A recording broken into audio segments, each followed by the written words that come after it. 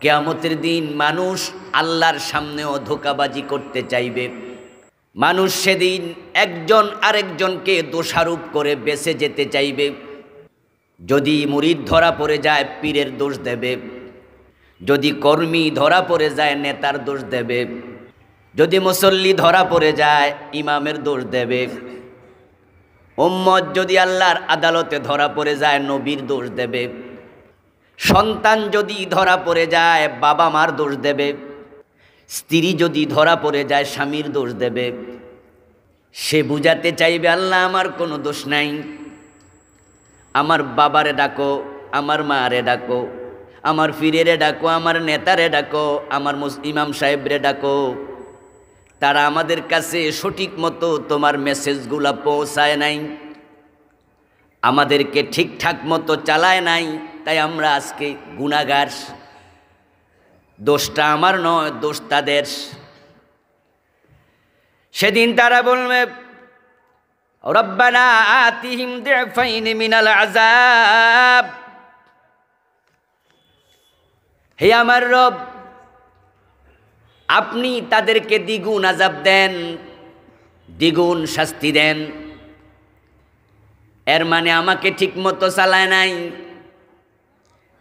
তাই আজকে আমি অপরাধী, আমার পাপের শাস্তিটা আমারে না দিয়া তারে দেন। আর সে যে চালায় নাই এই অপরাধ তো আছেই, এটার শাস্তিও দেন। আতিহিম দিফাইন মিনাল আযাব, দ্বিগুণ শাস্তি দেন। আল্লাহ তখন বলবেন তাই নাকি, তোমার কোনো দোষে নাই, তোমার আমি বিবেক দেই নাই, তুমি ভাবনি কেন, চোখ দেই নাই, দেখনি কেন, কান দেই নাই, শোনোনি কেন। লিকুল্লিন দিফ, বরং তুমি তোমার অভিভাবক তাদের প্রত্যেকের জন্য আমি দ্বিগুণ শাস্তি রেখে দিয়েছি। নাউযুবিল্লাহ। এই যে মানুষ একজন আর একজনের দোষ দিয়া নিজে প্রতারণা করে বাঁচতে চাইবে, এজন্য কিয়ামতের দিবসের নাম ইয়াউমুত তাগাবুন। ওই তাগাবুন নামক সূরাতে আল্লাহ তাআলা বলছেন ইয়া আইয়ুহাল্লাযীনা আমানু, হে ঈমানদারেরা, ইন্না মিন আজওয়াজিকুম ওয়া আওলাদিকুম আদুওয়াল লাকুম, নিশ্চয় তোমাদের কারো কারো স্ত্রী, কারো কারো সন্তান তোমাদের দুশমন হবে। কে বলেছেন? কথা বলতে হবে, বলেছেন কে? সন্তান এবং স্ত্রী আমরা জানি তাদের মতো আপনজন পৃথিবীতে আর কেউ নাই। মাঝে মাঝে দেখবেন কিছু বুড়া ভিক্ষুক আছে, ওই বুড়া ভিক্ষুক যদি হাঁটতে না পারে, চোখে না দেখে, তার স্ত্রী তাকে হাতে ধরে পথ দেখায়। স্বামী যদি কুঁড়ে ঘরে থাকে, স্ত্রীও তার সাথে কুঁড়ে ঘরে দিন কাটায়। স্বামী যদি অসুস্থ থাকে, বুড়া বয়সে স্ত্রী তার স্বামীর খেদমত করে। 80 বছর বয়স, 70 বছর বয়স, আপনজন যদি খেদমতের কেউ নাও থাকে, স্বামীটাকে বিপদে ফেলে ওই বুড়া স্ত্রীটা পালিয়ে যায় না, বরং স্বামীর সাথে কষ্টে দিন কাটাচ্ছে। আর সন্তানরা তো মা বাবার জন্য নিজের গায়ের রক্ত পর্যন্ত পানি করে। 10 বছর 15 বছর বিদেশ কাটায়া দেয়, নিজের যৌবনকাল পুরাটা সংসারের জন্য বিদেশে কাটাইছে, এমন লোক কি নাই? বিয়ে করার আগে বিদেশ চলে গেছে, 8-10 বছর কামাই করে একটা টাকা নিজের অ্যাকাউন্টে রাখে নাই, নিজের নামে অ্যাকাউন্টটা পর্যন্ত করে নাই, মা বাবারে সব টাকা দিয়ে দিছে, এমন সন্তানও যদি নিজের নামে অ্যাকাউন্টটা পর্যন্ত করে নাই। বিয়ের পরে আবার নববধূকে রেখে আবার চলে গেছে বিদেশ, মা বাবার জন্য, আপন ভাই বোনের জন্য নিজের যৌবনকালটা বিদেশের বাড়িতে কাটাইয়া দিছে। সন্তান এত আপন, স্ত্রী এত আপন, কিন্তু আমার আল্লাহ বলো মুমিনেরা, তোমাদের কারো কারো স্ত্রী, কারো কারো সন্তান কিয়ামতের দিন তোমার দুশমন হবে।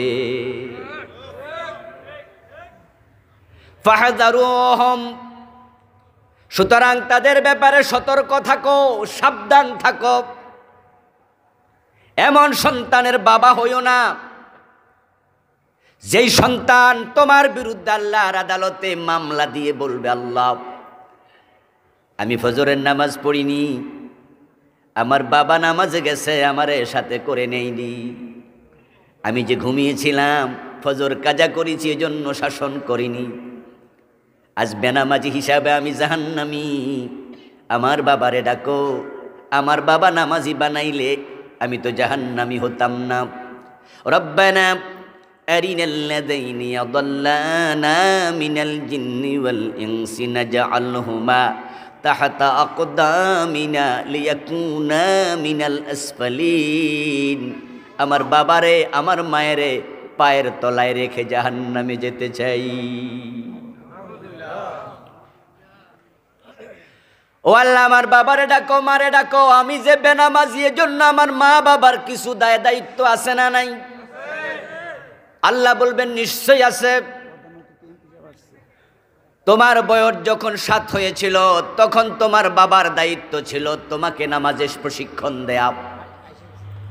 তোমার বয়স যখন 10 হয়েছে তোমার বাবার তোমার মায়ের দায়িত্ব ছিল তুমি যদি নামাজ না পড়ো প্রয়োজনে তোমাকে পিটাইয়া শাসন করে নামাজ পড়তে অভ্যস্ত করা। তখন সন্তান বলবে, আল্লাহ আমার বাবা আমার মা আমারে ভালো মানুষ হিসাবে বড় করেনি, তাই তোমার আদালতে মামলা দিলাম, তুমি তাদেরকে আটকাও এবং আমাকে নিষ্কৃতি দাও। আল্লাহর আদালতে যেই সন্তান বাবা মার বিরুদ্ধে মামলা দেবে আপনারাই বলুন তো ওই সন্তান দোস্ত না দুশমন হবে? সন্তান বাবার বিরুদ্ধে আল্লাহর কাছে মামলা দেবে, এমন সন্তান হওয়ার চেয়ে না হওয়াই ভালো, ঠিক না? আমরা আজীবন ওয়াজ শুনেছি সন্তান যদি কোরআন পড়ে এবং কোরআন আমল করে আল্লাহ মা বাবার মাথার মাঝে নূরের তাজ দেবে, কিন্তু মামলার ওয়াজ মনে খুব একটা শুনি নাই। নূরের তাজের ওয়াজ কিন্তু সব হুজুররাই করে।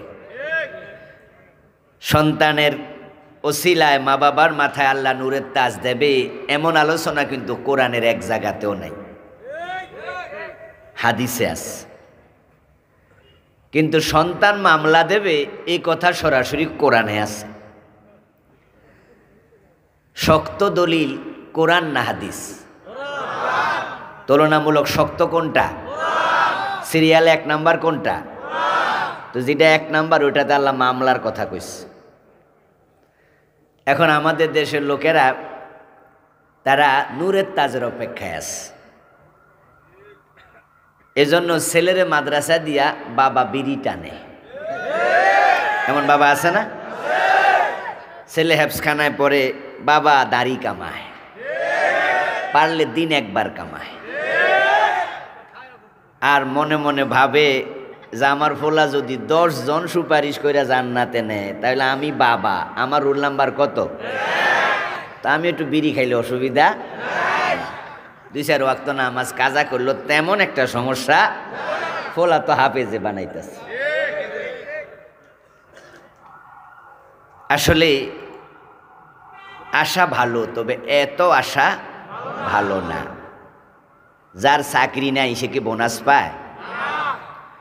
তো তুমি যদি নামাজ কাজা করো, তুমি যদি হারাম খাও, তুমি দাড়ি কামাও, শরীয়তের সীমা লঙ্ঘন করো, তোমার জন্য সুপারিশও নাই। আমার প্রিয় ভাইয়ানা, বাংলাদেশে শাফাত নিয়ে মানুষের মাঝে খুব ভুল ধারণা আছে। মানুষ মনে করে হাসরের ময়দানে যে কেউ যে কারো জন্য আল্লাহর কাছে সুপারিশ করবে আর আল্লাহ ছেড়ে দেবেন। এই জন্য আমাদের দেশের এমন কিছু মানুষও আছে যারা দোতরা বাজায়া গান গায়, তাদের পীর সাহেব হুজুর তাদেরকে জামিন দেবে। নামাজ নাই, রোজা নাই, হজ নাই, জাকাত নাই, মোছ রাখে, দাড়ি রাখে না, বিড়ি শুধু টানে, মাঝে মাঝে গাঁজাও টানে, শুধু বিড়ি টানে না। এমন লোক শাফাতের আশা করে বসে আছে। দোতরা কাঁধে নিয়ে গান গাছে আছেন আমার মুক্তার, আছেন আমার ব্যারিস্টার। শেষ বিচারের হাইকোর্টেতে তিনি আমায় করবেন পার, আমি পাপী তিনি জামিনদার। টুনটুনা টুনটুন, ঠিক না? সেতার আওয়াজ আছে। উনি গুনাহগার, উনি বোঝে আমি পাপী তিনি জামিনদার।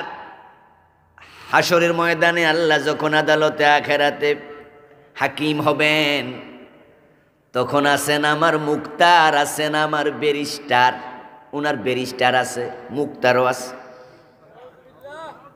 শেষ বিচারের হাইকোর্টেতে তিনি আমায় করবে পার। নিজের আমল দিয়ে নিজে পার হওয়া লাগবে এটা সে ভুলে গেছে। সে ভাবতেছে অন্য কেউ সুপারিশ করে তারে পার করাইয়া নেবে। এই জন্য বাবা ছেলে মাদ্রাসায় দিয়া আস্তে আস্তে বিড়ি টানতাস। ওই ছেলে হুজুর হইয়া বাবারে সরাইয়া নেবে। পীর সাহেব সুপারিশ করে মুরিদ নিয়ে যাবে। রাসূলুল্লাহ সাল্লাল্লাহু আলাইহি ওয়াসাল্লাম শাফিউল মুযনিবিন হবেন, গুনাহগার উম্মতের জন্য সুপারিশ করবেন। এই হাদিস শুইনা তো খুশিতে আটখান, আমিও তো উম্মত, তাহলে আমার জন্য সুপারিশ আছে। কিন্তু কোরআনের বক্তব্য তো তা নয়। কোরআনে আছে ওয়ালা ইয়াশফাউনা ইল্লা লিমান ইরতাদা। কোরআনে আছে মান যাল্লাযী ইয়াশফাউ ইনদাহু ইল্লা বিইযনি। কোরআনে আছে কুল লিল্লাহিশ শাফাআতু জামিআ। শাফাত প্রসঙ্গে আল্লাহ আলোচনা করলেন কোরআনে বিভিন্ন জায়গায়। এক জায়গায় বললেন ওয়ালা ইয়াশফাউনা ইল্লা লিমান ইরতাদা। সুপারিশকারীগণ সুপারিশ করবে না কারো জন্য যদি আল্লাহ তার উপরে সন্তুষ্ট না থাকে। অর্থাৎ আল্লাহ যাকে চাইবেন শুধু তার জন্য সুপারিশ করা হবে, অন্যের জন্য সুপারিশ নাই। আপনি আমল করেছেন এমন কিছু যে আমলের কারণে আল্লাহ তাআলা আপনার উপর সন্তুষ্ট, এমন কোনো ভালো কাজ করেছেন যে কাজে আল্লাহ খুশি হয়ে গেছে, কিন্তু আপনার আমল নামায় আল্লাহ তাকে দেখেন গুনাহ বেশি নেকি কম। আল্লাহ জানে ওজন দিলে ধরা খাইয়া যাবেন। ওই যে আল্লাহ আপনার উপর খুশি আছেন, ওই সন্তুষ্টির কারণে আল্লাহ নবীকে বলবে, শহীদকে বলবে, আলেমকে বলবে উনার জন্য সুপারিশ করুন। আল্লাহ যাকে চাইবেন শুধু তার জন্য সুপারিশ, আর যাকে চাইবেন না তার জন্য কোনো সুপারিশ নাই। এখন আল্লাহকে খুশি করে সুপারিশ নিতে হবে, তাই আল্লাহকে সন্তুষ্ট করার জন্য আমল দরকার আছে না নাই? তা আপনি যে আমল ছাইরা দিয়া কোন আছেন আমার ব্যারিস্টার, ওই ব্যারিস্টার কি করবে? মান যাল্লাযী ইয়াশফাউ ইনদাহু ইল্লা বিইযনি। আয়াতুল কুরসির মাঝে আল্লাহ তাআলা বলছেন আল্লাহর অনুমতি ছাড়া সুপারিশ করার মতো সাহস কার আছে? মানে যেই সুপারিশ করবে কারোর জন্য অবশ্যই তাকে আল্লাহর অনুমতি নিতেই হবে। সবার জন্য সুপারিশের অনুমতি আল্লাহ দেবেন না। তাহলে যেই শাফাতের আশায় বসে আছেন ওটা কিন্তু শর্ত সাপেক্ষে, আল্লাহর অনুমতি সাপেক্ষে। কিন্তু সন্তান যে বাবার বিরুদ্ধে মামলা দেবে, কর্মী নেতার বিরুদ্ধে মামলা দেবে, মুরিদ পীরের বিরুদ্ধে মামলা দেবে, এটাতে আল্লাহর অনুমতি নেবে না, বরং সে নিজে বাঁচার জন্যই মামলা দেবে। সন্তান বলবে আল্লাহ আমার বাবা আমারে নামাজ পড়ায় নাই, নামাজে নেয় নাই, বাবার এটা তারে ধরো। আল্লাহর কাছে সন্তান আর্গুমেন্ট পেশ করবে, বিভিন্ন কথা বলবে, বলবে আল্লাহ ক্লাস 9-এর বছর অঙ্কে ফেল করেছিলাম, আমার বাবা আমার একটা চটকনা মারছে, থাপ্পড় মারছে, এমন রাগ হয়েছে শরীরে যে অঙ্ক ফেল করছি তাই মাইর খাইছি, অঙ্ক তোরে দেখা ছাড়মু। ক্লাস 10-এ অঙ্কে আমি লেটার মার্ক পেয়েছি। আমার বাবা যদি নামাজের জন্য একদিন একটা থাপ্পড় দিত, হতে পারতো ফরজ নয়, আমি তাহাজ্জুদ গুজার হয়ে যেতাম, কিন্তু আমার বাবা জীবনে নামাজের জন্য একদিন শাসন করে নাই। আমার বাবারে তুমি ধরো, যুবতী মেয়ে যেটা স্কুলে যায়, কলেজে যায়, বোরকা নাই, চুলের সৌন্দর্য, ঠোঁটের সৌন্দর্য, বুকের সৌন্দর্য দেখায়া এলাকার যুবকদেরকে কবিরা গুনাহগার বানাচ্ছে। রিক্সাওয়ালা, ঠেলাওয়ালা, পথিকেরা ওই সুন্দরী মেয়ের দিকে বারবার তাকাচ্ছে। যতজন যতবার তাকাবে, ইন্ডিভিজুয়ালি প্রত্যেকের একটা করে গুনাহ হবে, যতবার তাকাবে ততটা গুনাহ হবে। আর যে মেয়ের দিকে তাকাইছে, যতজনের যত গুনাহ, ওই মেয়ের একাই হবে তত গুনাহ। ওই যে বুড়িচং বাজার দিয়া হেঁটে গেছে, রাস্তার এপাশ থেকে ওপাশে স্কুলে গেছে 1 কিলোমিটার পথ, যতজন তাকাইছে ততটি কবিরা গুনাহ মেয়ের হয়ে গেছে। হাসরের ময়দানে আল্লাহ যখন বলবেন জাহান্নামে যা, তোর আমলনামায় এত কবিরা গুনাহ, লাখ লাখ কবিরা গুনাহ। বলবে আল্লাহ এত কবিরা গুনাহ আমার কেমনে হলো? আল্লাহ বলবেন ওই যে মানুষ তোর দিকে তাকাইছে, সবার যত গুনাহ তোর তত গুনাহ। এখন মেয়ে বলবে আল্লাহ আমার এত গুনাহ, এজন্য আমি একা দায়ী নই, আমার বাবা যদি বোরকা সিলাইয়া দিত, আমারে পর্দা করাইতো, এত গুনাহ আমার হতো না। ও আমার রব, আমার এই বাবা আমারে ক্লাস 3-তে নাসির স্কুলে ভর্তি করাইছে, বাড়িতে মাস্টার রাইখা গান শিখাইছে, এমন বাবা আছে না নাই? মেয়েরে নিজে মোটর সাইকেলে কইরা নিছে, শিল্পকলা একাডেমিতে ক্লাস 10-এ পড়ে, মেয়ে 9-এ পড়ে, ইন্টারমিডিয়েটে পড়ে, ওখানে মেয়েটাকে নাটকের রিহার্সাল দিছে। সিনেমার শুটিং স্পটে বাবা নিজে প্রাইভেট কারে করে নিজের নায়িকা মেয়েরে নিয়ে যায়, আবার বাড়িতে আনে, এমন মা বাবা আছে না নাই? মাঝে মাঝে কিছু নায়িকার সাক্ষাৎকার ফেসবুকে আসে, টেলিভিশনে, আপনার পত্রিকায় আসে, চোখে পড়ে যায়। এমন নায়িকার সাক্ষাৎকার আমি দেখেছি পত্রিকায়, বলতেছে আমার এতটুকু এগিয়ে আসার পিছনে সবচেয়ে বেশি সাপোর্ট করেছে আমার মা, গর্ব কইরা বলে। আর মা মুস্কি হাসা কয়, জি আমি করছি। আখেরাতে বলবা আল্লাহ মায়ের কারণে আজকে আমি কোটি কোটি কবিরা গুনার মালিক, কবিরা গুনাহ হয়ে গেছে আমার। একটা নাটক দেখেছে 1 কোটি মানুষ, একটা সিনেমা দেখেছে 5 কোটি মানুষ, এমন সিনেমা নাটক আছে না নাই? এত কবিরা গুনাহ নিয়ে আমি জাহান্নামে একা যাব কেন? মারে ডাকো, বাবারে ডাকো। নাজআলহুমা তাহতা আকদামিনা লিয়াকুনা মিনাল আসফালিন, তাদেরকে পায়ের তলায় রেখে জাহান্নামে যেতে চাই। আওয়াজ দিয়া বলেন নাউযুবিল্লাহ। আল্লাহর আদালতে যেই সন্তান, যেই স্ত্রী মামলা দেবে, স্ত্রী বলবে আমার স্বামী আমারে বোরকা পরায় নাই। বিয়ের পরে স্বামী নিজে রিকশার পাশে বসায়া বউরে সাজায়া কুমিল্লা শহরে ঘরে, মোটরসাইকেলের পিছনে সাজাইয়া ঘরে, কমিউনিটি সেন্টারে বিয়ে খেতে যাবে, যাওয়ার আগে কয় ভালো করে সাজালো। একবারে স্বামী কানের দুল, নাকের ফুল বাইসা দেয়, কাপড়ের সাথে মেসিং করে আংটি পরাইয়া দেয়, তারপরে সুন্দরী বউলে ঘুরে বেড়ায়, মানুষ তাকায়া তাকায়া মজা নেয়, আর বেড়া বোঝে দেখো আমার বউ কত সুন্দরী। হাসরের ময়দানে বলবা আল্লাহ আমার স্বামীর কারণে আমি আজকে এত গুনাহ আমার আমল নামে এসেছে, স্বামীকে ডাকো, পায়ের তলায় রাখতে চাই।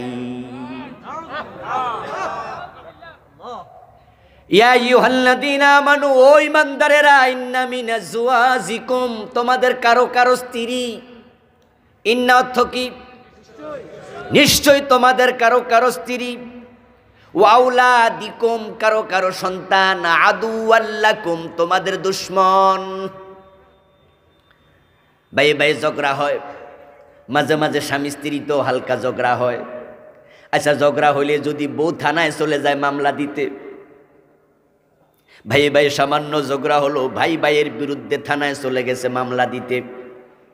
এখন এলাকার মেম্বার সাহেব শুনলে কইব, এরে বেটা তুই কামডা করলি কি? আমরা কি নাই? আমাদের শুনাইতি, তুই মামলা দিলি কেন? বলবে না? বলবে না? মেয়ের বাবা শুনলো তো বলবে, এই মাইয়া তুই আমার বিরুদ্ধে থানায় মামলা দিলি কেন? আমরা ছিলাম না, তুই আমার কলি না কেন? আমার বন্ধু যে শুনবে সেই বলবে তুমি ভালো কাম করো নাই। কারণ ভাই ভাইয়ের বিরুদ্ধে মামলা দিছে, স্বামী স্ত্রীর বিরুদ্ধে দিছে, স্ত্রী স্বামীর বিরুদ্ধে দিছে। মামলা যে দায়ের করে মানুষ তাকে দোস্ত মনে করে না দুশ্মন মনে করে?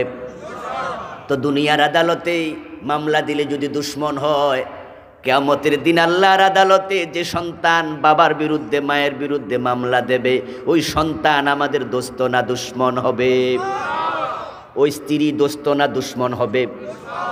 আল্লাহ এতটুকু বলে এবার বলে ফাহদারুহুম, সুতরাং তোমরা মুমিনেরা সাবধান থাকিও তাদের ব্যাপারে। কোন সন্তান কোন স্ত্রী যেন আদালতে আখেরাতে মামলা দিতে না পারে, এমন ভাবে সন্তানদেরকে চালাতেই হবে। কিছু কিছু মামলা আছে আপনারা দেখবেন আদালত খারিজ করে দেয়। শুনছেন না যে মামলা কি হয়ে গেছে? খারিজ। এর মানে মামলাটা আদালত গ্রহণ করে নাই। এখন সন্তান যদি আদালতে আখেরাতে আল্লাহর কাছে মামলা দেয়, আল্লাহ কিন্তু কোরআনে বলেন না আমি খারিজ করে দেব। আল্লাহ বলেননি আমি মামলা খারিজ করে দেব, মামলা আমি নিব না। বরং আল্লাহ তাকিদ দিয়া বলছে মামলা দেবে, আমি আল্লাহ মামলাও নেব। সাবধান থাকিও তোমরা। এই সাবধান করাই প্রমাণ করে মামলা খারিজ হবে না, মামলার শুনানি হবে, মামলার সাক্ষী মুক্তি হবে, মামলার রায় হবে। এখন বাবা মার বিরুদ্ধে সন্তানের মামলা কেন খারিজ হবে না? স্বামীর বিরুদ্ধে স্ত্রীর মামলা কেন খারিজ হবে না?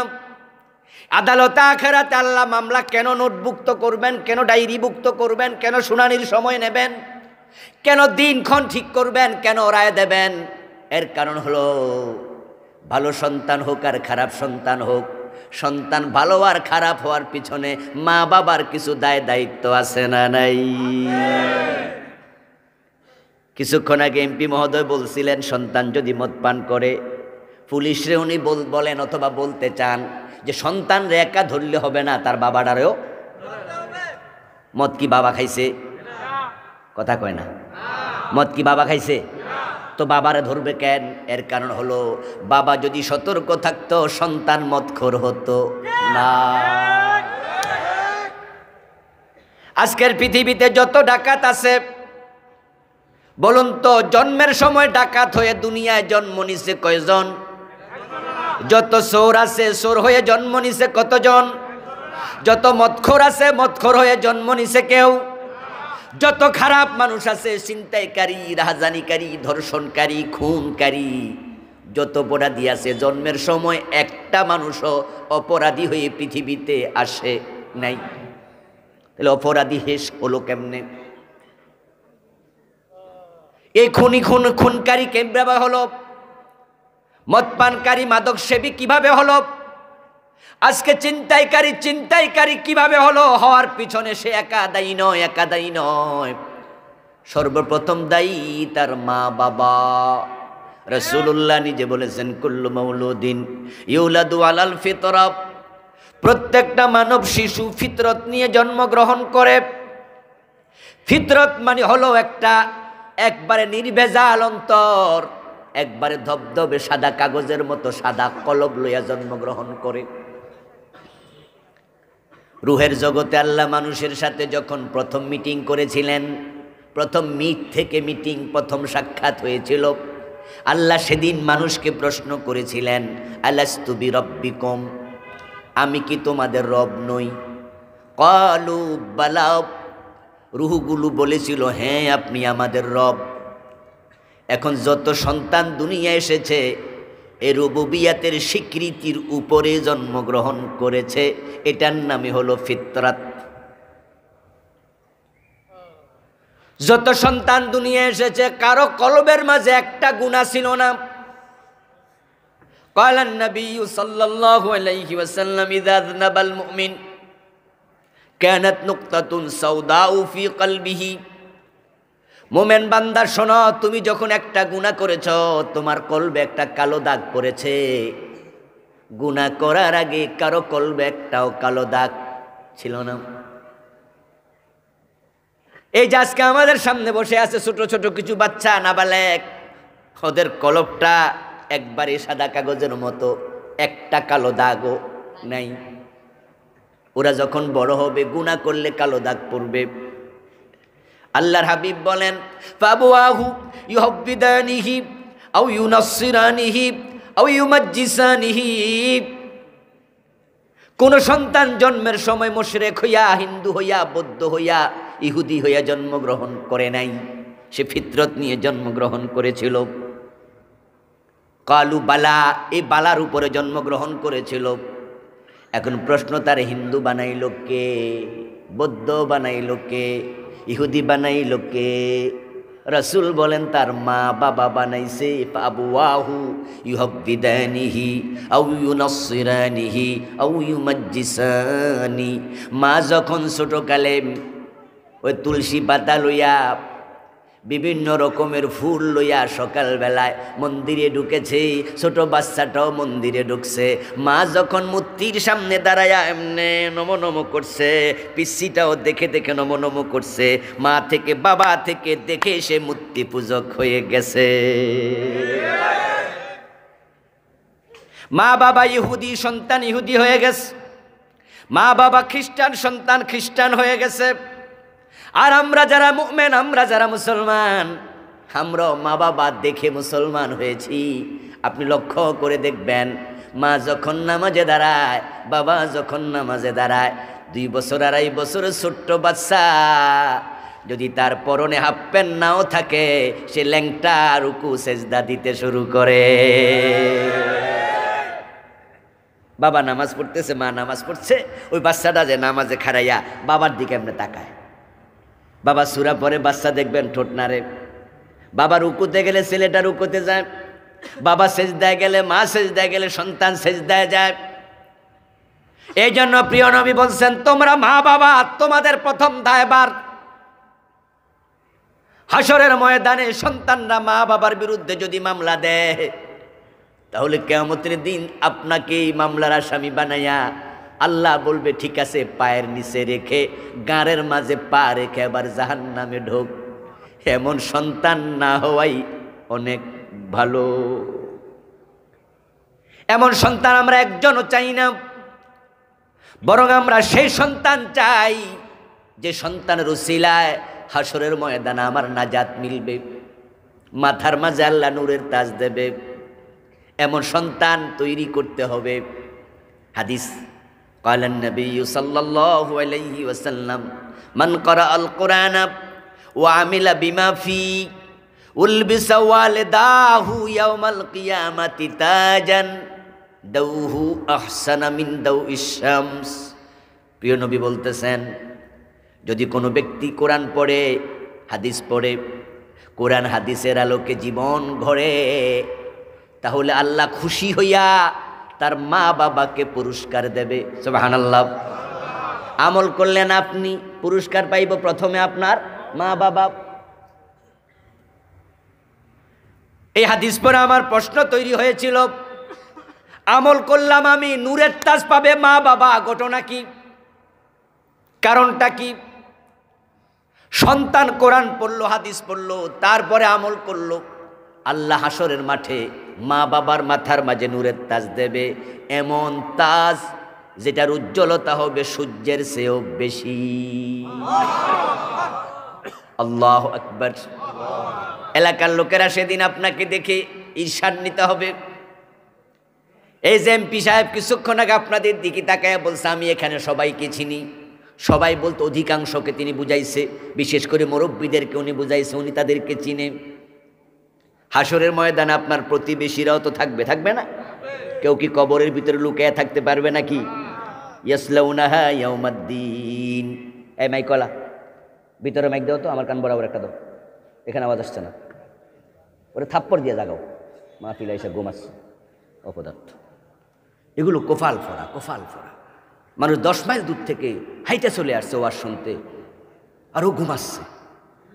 আস্তাগফিরুল্লাহ। কিন্তু মমতাজ বেগমের গান হলে ঘুমাইতো?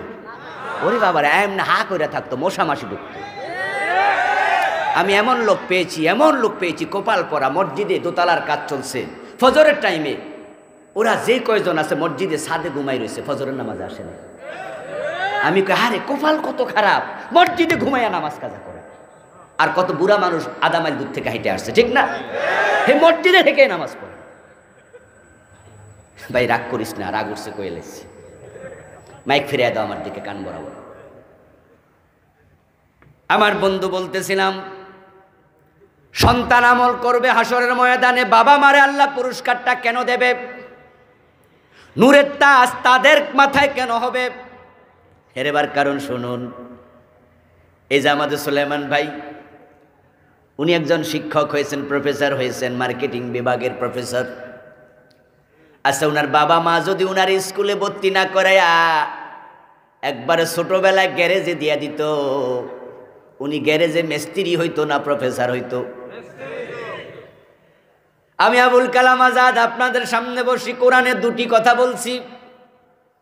আমার মা আমার বাবা যদি ছোটবেলায় আমারে মক্তবে মাদ্রাসায় না ভর্তি করাতো, আমারেও যদি এরকম কোনো গ্যারেজে দিত, অথবা আমার বয়স যখন 13-14 বছর, তখন বলতো যে তোর বড় ভাই বিদেশ থাকে, তুইও চলে যা, কামাই কইরা খাওয়া, ঢাকা শহরে যা, বিভিন্ন হোটেল আছে, হোটেলে চাকরি কর, বেকারিতে চাকরি কর।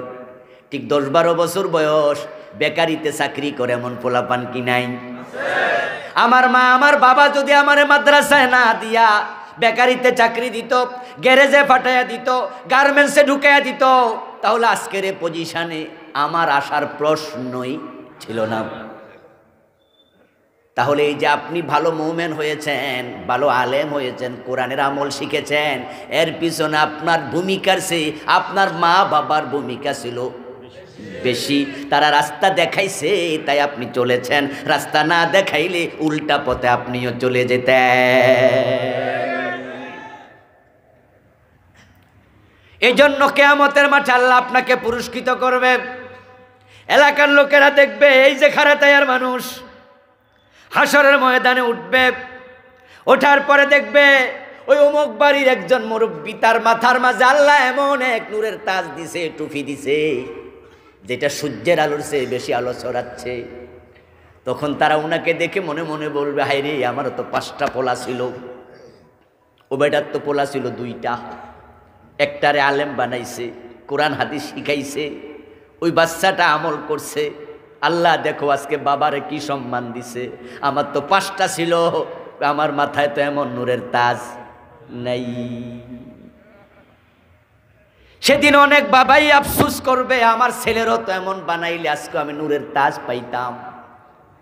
এটা আপনারা জবাব দিন তো, সেদিন আফসোস করে কোনো লাভ হবে? কিন্তু এখন বুঝ হইলে এমন সন্তান বানানোর চেষ্টা করার সুযোগ এখনো আছে না নাই? এই পৃথিবীতে যত সন্তান এসেছে কেউ অপরাধী হয়ে আসেনি। অপরাধী হওয়ার পিছনে সবচেয়ে বেশি দায়ভার মা বাবার। আমার বন্ধু, মা বাবা সন্তানকে যেভাবে দায়িত্ব নিয়ে মানুষ করা দরকার সেভাবে অনেকেই করে না। না করার কারণে সন্তান মানুষের মতো মানুষ হয় না। এমন বাবাও বাংলাদেশে আছে, দুপুর বেলায় ভাত খাইয়া খাটের মাঝে শুইয়া ছেলের ডাক দেয়, কইরে জায়েদ, কইরা আনাস? ছেলে কই, জি বাবা। কই, পাকঘর থেকে বিড়িটা ধরাই আন। নিজের সন্তান দিয়া বিড়ি ধরাই আন, এমন বাবা আছে না নাই? এই জালেম বাবা তার সন্তানকে ছোটকালে হাতে বিড়ি ধরাইয়া দিল। সন্তান বিড়িটা হাতে নিয়ে পাকঘরে যায়, তারপরে এখানে আগুন লাগায়, বিড়ির মাঝে আগুন লাগাইয়া ডানে বামে তাকাইয়া মনে মনে কয়, আমার বাবা যে চোখ বন্ধ কইরা টানে, কি যে মজা আল্লাহ জানে, কেউ যেহেতু নাই আমি একটু টাইম না দেখি। ওই বিড়িতে 2-1 টান মারার সম্ভাবনা আছে না নাই?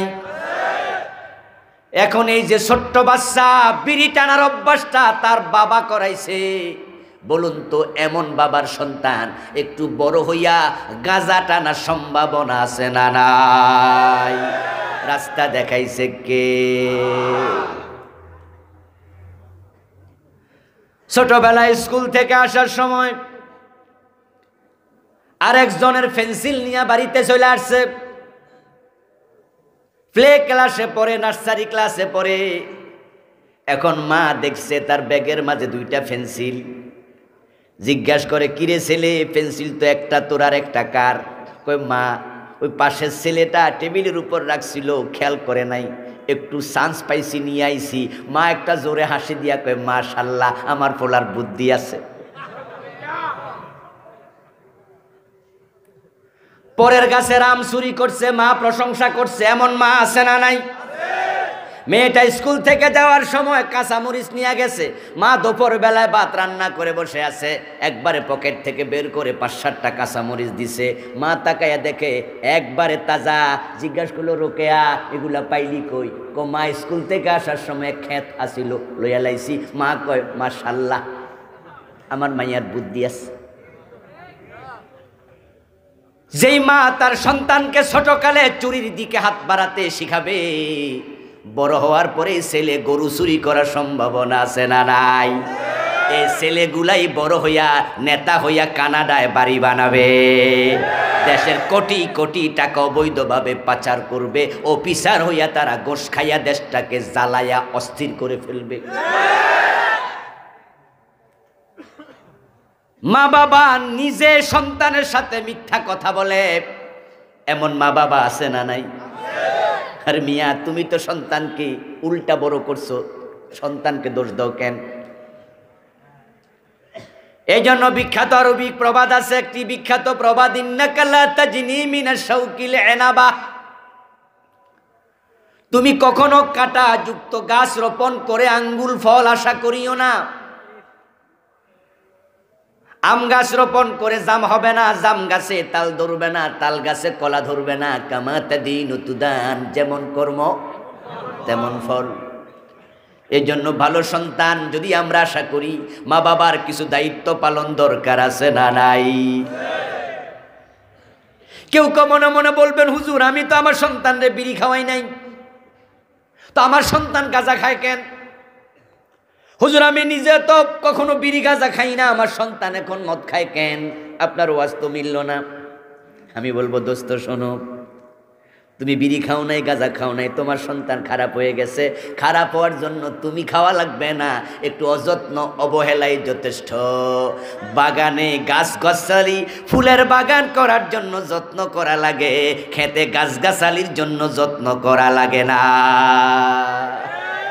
এ রাস্তার পাশে বন জঙ্গল আসেনি? আচ্ছা জঙ্গল কি মানুষে বানাইছে না নিজে নিজে হইছে? নিজে নিজে কয়টা ফুলের বাগান হইছে?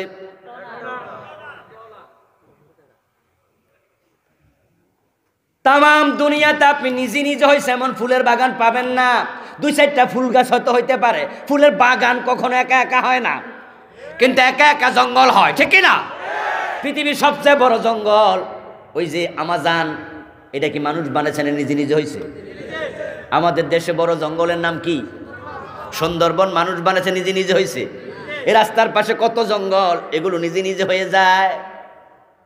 আপনি আপনার সন্তানকে শাসনে রাখবেন না, চোখে চোখে রাখবেন না, তাদের কেয়ার করবেন না, নষ্ট হতে আপনার চেষ্টা লাগবে না, নিজে নিজে নষ্ট হয়ে যাবে। এই জন্য ফুল বাগান বানাতে হলে চেষ্টা দরকার আছে না নাই? সন্তান ফুল বাগানের মতো, ঠিক না? ভালো বানাতে হলে মা বাবাকে চেষ্টা করতেই হবে, চেষ্টা করতে হবে, চেষ্টা করতেই হবে, চেষ্টার বিকল্প নাই। সন্তান হলো মা বাবার কাছে কাদা মাটির মতো, কাঁচা মাটির মতো। যারা কুমার আছে, কুমার কলসি বানায়, পাতিল বানায়, মাটির পাতিল, মাটির কলসি, আগে তো কত জায়গায় বানাইতো, এখন কমে গেছে। ওই কুমার যখন মাটির পাতিল বানায়, মাটিটা শক্ত থাকে না নরম? এ কাদা মাটি, কাঁচা মাটি দিয়া সে মন মতো, মন চাইলে কলসি বানায়, মন চাইলে ডেকসি বানায়, মন চাইলে ডেকসির পাত আপনার ঘোড়াটা বানায়, ঠিক না? ওই যে কি কয়টারে উপরেরটা ডাকনা, ডাকনা নাকি? মন চাইছে ডাকনা বানাইছে, মন চাইছে বাটি বানাইছে। কাদা মাটি তো, এই মাটি যদি শুকায়া যায় তখন কিন্তু কুমারের কথা আর শুনবে না, মাটি ভেঙে যাবে। এই সন্তানটাকে আল্লাহ আপনার কাছে দিছে একবারে একটুকু অবস্থায়, ছোট্ট ওয়াও ওয়াও করে কেঁদেছে। আপনি তাকে যেভাবে মনে চায় সেভাবে বড় করার সুযোগ আপনার আছেই।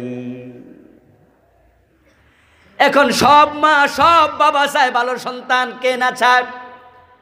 কিন্তু ভালো সন্তান কয়জনে পায়?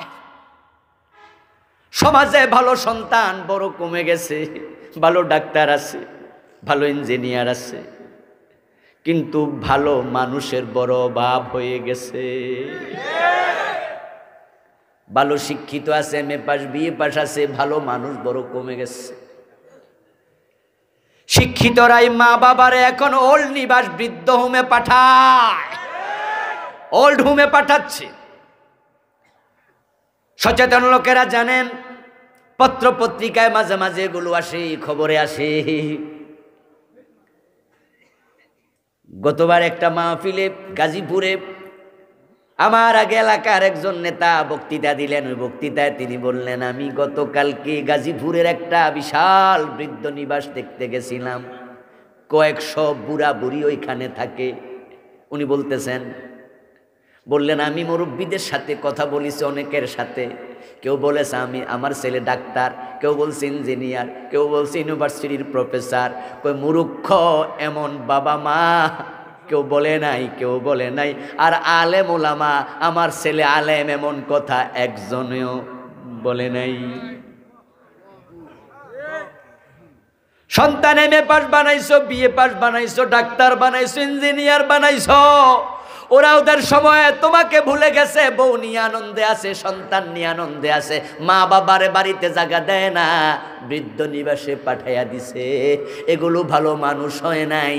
এজন্য বাবা আমার দায়ভার আছে না নাই? যেভাবে মানুষ করা উচিত ছিল, খোঁজ নিয়ে দেখো সেভাবে মানুষ করে নাই। আল্লাহ তাআলা হলেন সবার কারিগর। তিনি মানুষ বানাইছে মাটি দিয়া। কি দিয়া বানাইছে? নাকি বানর থেকে হইছি? এখন তো আবার নতুন করে সিলেবাসে আসছে, মানুষ নাকি মাটি থেকে হয় নাই, মানুষ নাকি বানর থেকে হইছে। তো যারা বান্দরের গোষ্ঠী, তারা তো বানরের কথাই বলবে, ঠিক কিনা? আল্লাহ তাআলা মানুষকে বানর থেকে বানান নাই, বরং তিনি মানুষকে মাটি থেকে বানাইছেন। কারণ মাটির মাঝে আছে বিনয়, মাটির মাঝে আছে নম্রতা। সুবহানাল্লাহ পড়েন। মাটির সবচেয়ে বড় গুণ হলো বিনয়। এজন্য আপনি দেখবেন মাটিতে যান, তারপরে একটু পা দিয়া জোরে গুতা মারেন, দেখবেন মাটিটা একটু নিচের দিকে চলে গেছে। একটা খুঁটি হাতে নেন, জোরে গুতা মারেন, দেখবেন এটা ছিদ্র হয়ে গেছে। মাটি আপনার সাথে রিফ্লেক্ট করে না। আপনি একটু আগুন জ্বালান, আগুন জ্বালায় হাতে একটা লাঠি লন, আগুনের মাঝে বাড়ি মারেন, বলুন তো বাড়ি দিলে আগুন কমে না আরো বাড়ে? এটা হলো দাম্ভিকতা, অহংকার, রিফ্লেকশন মারাত্মক। কিন্তু মাটি একবারে উল্টা, গুতা মারলে ছিদ্র হয়, মানে সে জায়গা করে দেয়। এমন যারা বিনয়ী মানুষ দাঁড়ায় আছে রাস্তায়, আপনি গেছেন, যাই এখন একটু সরেন তো, দেখবেন বিনয়ী মানুষ আস্তে করে সরে গেছে, ঠিক না? মসজিদে ঢুকেছে, মসজিদে ঢুকে দেখবেন একজন ভালো মানুষ বসে আছে। যদি ভালো মানুষ হয়, আপনি তার পাশে যাইয়া বলবেন যে ভাই যান একটু সরবেননি, সাথে সাথে সরে গেছে। আর তেরা হইলে কবে এবার জায়গা পাস না, অন্য জায়গা যা, ঠিক না? বিনয়ীরা জায়গা দেয়, বিনয়ীরা সরে যায়। মাটির মাঝে বিনয় আছে, তাই গুতা দিলে জায়গা দেয়। সুবহানাল্লাহ। আল্লাহ মাটি থেকে মানুষ বানাইছে। এখন এই মানুষের কি দরকার, কেমনে কি হবে, সব আল্লাহ ভালো জানে। তাই কেমনে সন্তান মানুষ করা লাগবে, কোরআন হাদিসে সে নির্দেশনা আছে না নাই? এই নির্দেশনা কয়জন মা বাবা জানে? জন্ম দিলে মা হওয়া যায় না, বাবা হওয়া যায় না। যে মেয়ের বিয়ে হয় নাই, বিয়ে ছাড়াও সন্তান হয়, এমন ঘটনা বাংলাদেশে আছে না নাই? ওই সন্তানের বাবার কোনো পরিচয় আছে? কোনো পুরুষ স্বীকার করতে রাজি হয়?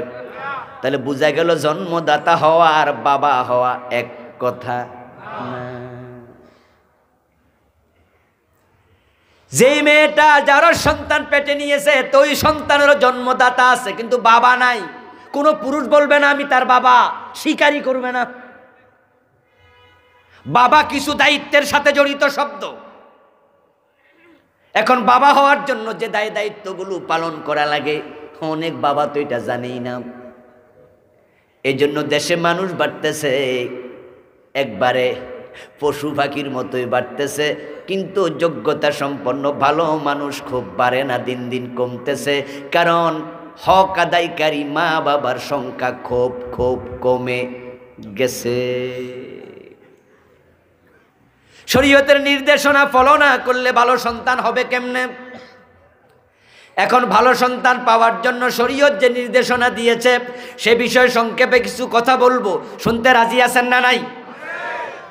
এক নাম্বার কাজ, যদি আপনি চান আপনার সন্তান ভালো হোক, আরে ভাই আজকে অনেক বাবারে আমি দেখি বুড়া বয়সে দাড়ি ফাঁকা রিক্সা চালাচ্ছে ঢাকায় ফার্ম গেটে, প্রায় চোখে পড়ে কত বুড়া মানুষ রিক্সা চালায়। ওদেরকে মানুষ এড়াইয়া যায়, উঠতে চায় না, বেড়া বুড়া, বেড়া তো রিক্সায় টানতে পারবে না, লেট হয়ে যাবে, তাই জোয়ান খুঁজে। আমি মাঝে মাঝে ভাবি এ বেটারে আমিও যদি এড়াইয়া যাই, চাল কিনবো কি দিয়া, বেটা তো শখের ঠেলা রিক্সা চালায় না, দরকারে চালায়, ঠিক না? বরং তার রিক্সায় উঠা 20 টাকা বেশি দিয়া দিমু, কামে লাগবো। সুযোগ থাকলে জিজ্ঞাসা করি, চাচা এ বয়সে রিক্সা কেন চালান? ছেলে মেয়ে নাই বুঝি? এমন অনেকের উত্তর শুনেছি, বলে হুজুর 3টা ছেলে আছে, 2টা ছেলে আছে, কিন্তু বিয়া কইরা বউ নিয়ে আলাদা হয়ে গেছে, খবর নে না। এজন্যই তো এখনই বুড়া বয়সে রিক্সা চালায় আপনার শাশুড়ি লইয়া কোনো রকমে দিন কাটাচ্ছে। আচ্ছা বলুন তো, এই বাবা কি চাইছিল এমন সন্তান হোক? তো হলোটা কেন? এখন আমি যদি জিজ্ঞাসা করি, চাচা সন্তান কেমনে মানুষ করলে ভালো হয়, এ বিষয়ে কোরআন হাদিসে কি আছে বলেন, তখন এই বেটা আবার হাসি দিয়া বলবো, চাচা এগুলা তো শুনিয়ে নাই, জানিও না, তো না জানলে সন্তান ভালো হবে কেমনে? এই জন্য তলাবুল ইলমে ফারিদ আলা কুল্লি মুসলিম, ইসলামের মৌলিক এলেম শিক্ষা করা সবার জন্য ফরজ। যে ডাক্তারি করবে সে ডাক্তারি শিখা ফরজ, যে রিক্সা চালাবে রিক্সা চালানো শিখা ফরজ, যে ড্রাইভিং করবে ড্রাইভিং শিখা ফরজ। কারণ সে ডাক্তারি না শিখে রোগীর চিকিৎসা করলে তার হাতে রোগী মরার সম্ভাবনা আছে না নাই? যে বেটা ড্রাইভিং না শিখে গাড়ি স্টার্ট দেবে, সে গাড়ি লইয়া খালে যাওয়ার সম্ভাবনা আছে না নাই? এজন্য যে যে কাজ করবে সে কাজের এলেম তাকে শিখতেই হবে। যে ব্যক্তি নামাজ পড়বে, নামাজ পড়া ফরজ, নামাজের যে 13টা ফরজ আছে আরকান হাকাম, সেগুলা জানা নফল না ফরজ? নামাজ পড়ার জন্য অজু করা নফল না ফরজ?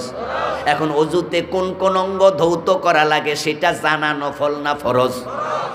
আপনি যেই কাজ করবেন সে কাজ সম্পর্কে এলেম আপনাকে শিখতেই হবে। এখন আপনি সন্তান জন্ম দেবেন, কেমনে মানুষ করা লাগে এটা আপনাকে শিখতেই হবে। এটা না শিখার কারণে সন্তান হচ্ছে কিন্তু মানুষ হচ্ছে না। পোলা মাইয়া বিয়ের আগ পর্যন্ত মা বাবা ছাড়া কিচ্ছু বোঝে না। অফিসে যাওয়ার একবার ফোন দেয়, মা যাচ্ছি দোয়া করো। দুপুর বেলায় আবার ফোন দিয়া কয়, মা খাইছনি? রাতের বেলা ঘুমানোর আগে ফোন দিয়া কয়, মা ঘুমাতে যাচ্ছি, খাইছনি তোমরা? আরে 2-3 বার মায়ের লাগে, কথা না কইলে সন্তানের ঘুমে ধরে না। বেতন পাওয়ার পরে যা পাইছে সবটাই পাঠাইয়া দেয় বাবার অ্যাকাউন্টে, বিকাশের মাধ্যমে 15,000 পাঠাইয়া দিছে। মা জিজ্ঞাসা করে, বাজান বেতন পাইছত কত? মা পাইছি 17,000। তো 15,000 পাঠাইয়া দিলি? মা 2,000 আমার চলবে, অসুবিধা নাই, তোমরা ভালো থাকলে আমি ভালো থাকি। কিন্তু বিয়েটা করাইয়া দিলে মোবাইলে আর কল আসে না। এখন মা কলের জন্য অপেক্ষা করে, বেটা তো বউয়ের সাথে কথা কইয়াই কুলাইতে পারে না।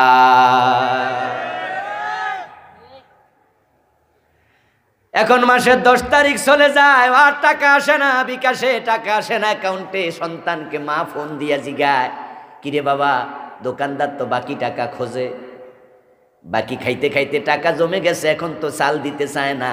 ছেলে জবাব দে, মা এত বেশি চাইও না, আমি নিজে চলতে পারি না। আগের সুর এখন আর নাই, সুরটা পাল্টে গেছে।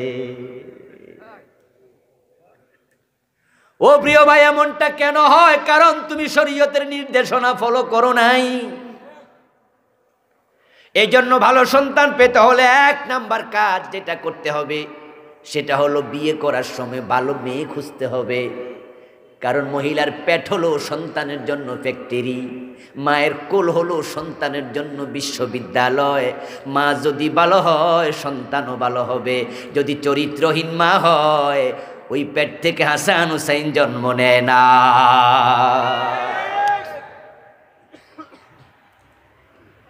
প্রথম কাজ হবে ভালো বউ। আল্লাহর হাবিব সাল্লাল্লাহু আলাইহি ওয়াসাল্লামের জন্য বলছেন তুনকাহুল মারআতুল আরবাঈন লিজামালিহা ওয়া লিহাসবিহা ওয়া লিমালিহা ওয়া লিদীনিহা ফাসফার বিযাতিদ দ্বীন তারবাত ইয়াদাক। তোমরা 4টা গুণ দেখে নারীকে বিয়ে করিও। মানুষ এটাই করে, সে সুন্দরী কিনা দেখিও, তার বাবার সম্পদ আছে কিনা তোমাদের মতো সেটাও দেখিও, তার বংশমর্যাদা তোমার সাথে মিলে কিনা সেটাও দেখিও, তবে দিনদারিটা সবচেয়ে বেশি দেখিও। উপরের 3টা যদি কমও থাকে ছাড় দিও। যদি মেয়েটা মুত্তাকি হয়, ফরজগার হয়, কোরআন তেলাওয়াতকারী হয়, পর্দানশীন হয়, তাকে প্রাধান্য দিয়ে বিয়ে করিও। তারে বাতিয়া ডাকা, তোমার হাত দুলায় মলিন হোক।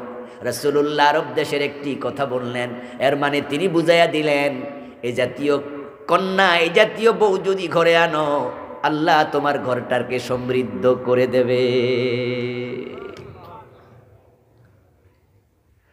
قال النبي صلى الله عليه وسلم الدنيا كلها متاع وخير متاع الدنيا المرأة الصالحة। तमाम দুনিয়া হলো সম্পদ। আল্লাহ প্রত্যেকটা জিনিসকে দামি বানাইছে। বলুন তো গাছগাছালির দাম আছে না নাই? অক্সিজেন সাপ্লাই না দিলে বুঝতেন গাছের দাম কত, সূর্যের দাম কত। 2 দিন সূর্য না উঠলে বুঝতে পারতেন। तमाम दुनिया बरफे ढेके जेत। आमार भाइयेरा चाँदेर दाम कत, सूर्যের दाम कत, कोन माखलुक कत मूल्य आमरा दाम निर्धारण करते पारबो ना। आल्लाहर हाबिब बोलेन सब दामी दामी जिनिस, आर दुनियार सबचेये दामी जिनिस हलो एकजन सती नारी। सुबहानाल्लाह पड़ेन। वा खायरु माताइद दुनियाल मारातुस सालिहा। एकजन सती, একজন প্রজ্ঞানশীল নারী হলো দুনিয়ার সবচেয়ে সেরা সম্পদ। এই জন্য বিয়ে করতে গেলে আপনি প্রথমে বিয়ে করবেন একজন মুত্তাকি নারী। এই যে আজকে আমরা বিভিন্ন রকমের দামি দামি চানাচুর খাই, এমন চানাচুর আছে এখন যেগুলা উইদাউট এনি হ্যান্ড টাচ তৈরি হয়। একবার এক পাশে দিয়া গম ঢুকাইয়া দেয়, এক পাশে দিয়া জব ঢুকাইয়া দেয়। এগুলা আস্তে আস্তে করে করে এক মেশিন থেকে আরেক মেশিনে যেতে যেতে প্যাকেট সানাসুর হইয়া বের হয়, হাত দিয়ে স্পর্শ করা লাগে না। ও প্রিয় ভাইয়ারা, এখন যেই মেশিন দিয়ে সানাসুর হয় ওই মেশিনে যদি কেরোসিন তেল থাকে মিশ্রিত, ওই মেশিনটা মেরামত করছিল। আর মেশিনারি জিনিস মেরামত করতে গেলে কেরোসিন জাতীয় জিনিস দিতে হয়। ওইটা ভালো করে না মুছা জব দিছে ঢাইলা, গম দিছে ঢাইলা। গম 1 ক্লাস, জব খুব দানাদার 1 ক্লাস। কিন্তু যতই 5 ক্লাস জব হোক, ওই সানাসুরের মাঝে কেরোসিনের গন্ধ থাকার সম্ভাবনা আছে না নাই?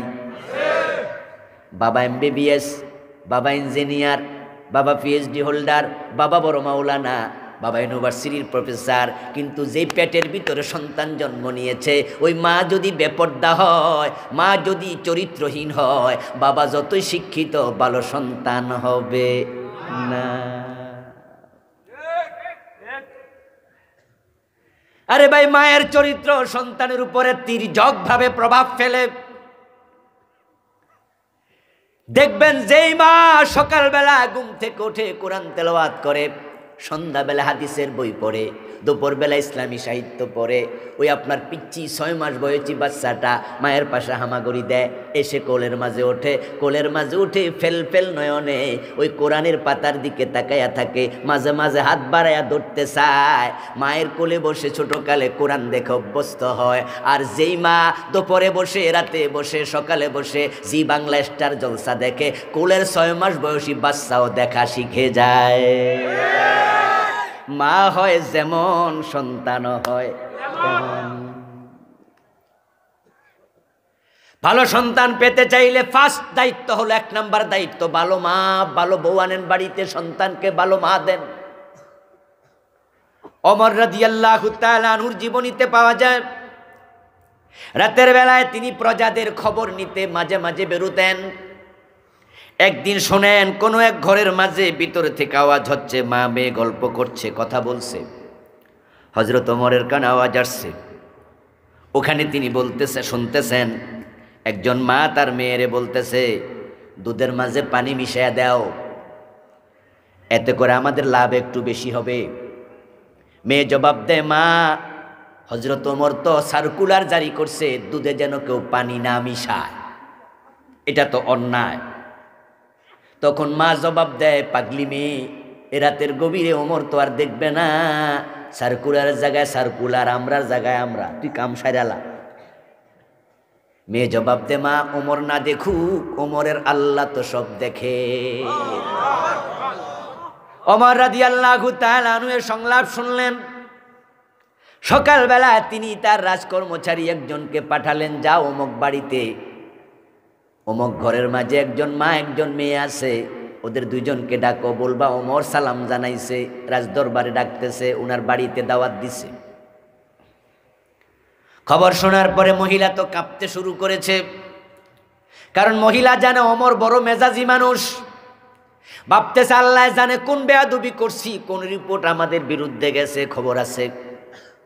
হযরত ওমর রাদিয়াল্লাহু তাআলা আনহু দরবারে হাজির হলেন।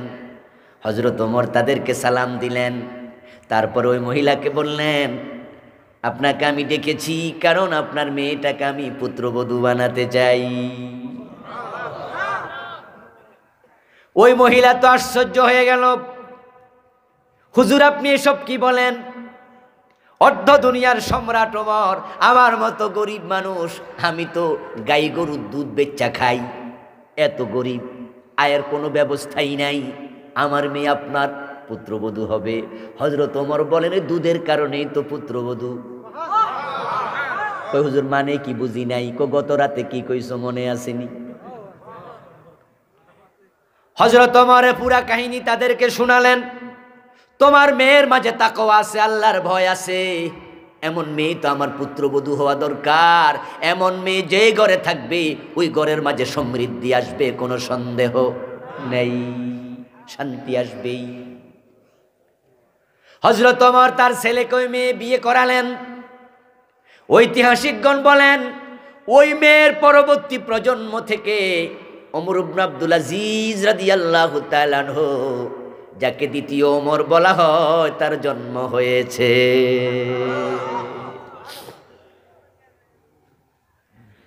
এই জন্য যখন মেয়ে দেখতে যাবেন তখন 1 নাম্বার এটা দেখবেন, এক সময়গুলো ছিল আমাদের বাবা, আমাদের চাচারা যখন আমাদেরকে বিয়ে করাইতে গেছে, আমাদের বড় ভাইদেরকে বিয়ে করাইছে, তখন প্রথমে প্রশ্ন করছে, বেয়াই সাহেব মেয়েটা কোরআন পড়তে পারে কিনা, মেয়েটা বোরকা পরে কিনা, এগুলো প্রশ্ন করেছে। কিন্তু এখন মানুষে প্রশ্ন ভুলে গেছে, এখন প্রথম প্রশ্ন করে মেয়ে কি পাস, ঠিক না? বিয়া করব, মেয়ে কি পাস করছে, পাশের খবর নেয়, দিকের খবর নেয় না। এখন পাস করতে করতে একজন দিক হারায় ফেলছে, এবং এমন পাস করতেছে ওই কলেজ ইউনিভার্সিটিতে পড়তে পড়তে 5-6 জনের সাথে প্রেম করে আলাইছে, চরিত্র সেখানে জবাই করে রাখিয়াইছে। পর্দার ভালাই নাই, কোরআন হাদিস তো শিখে না। ও প্রিয় ভাইয়ারা, এই জন্য তো এখন নাস্তিকের সংখ্যা বাংলাদেশে বেড়ে যাচ্ছে। এক সময় তসলিমা নাসরিন যখন কোরআনের বিরুদ্ধে কথা বলেছে, নাস্তিকতা দেখাইছে, তার পক্ষে বাংলাদেশে কথা বলার কোনো লোক ছিল না। কোনো রকম জান লইয়া বাংলাদেশ থেকে পলায়ে গেছে তসলিমা নাসরিন 94 সনে।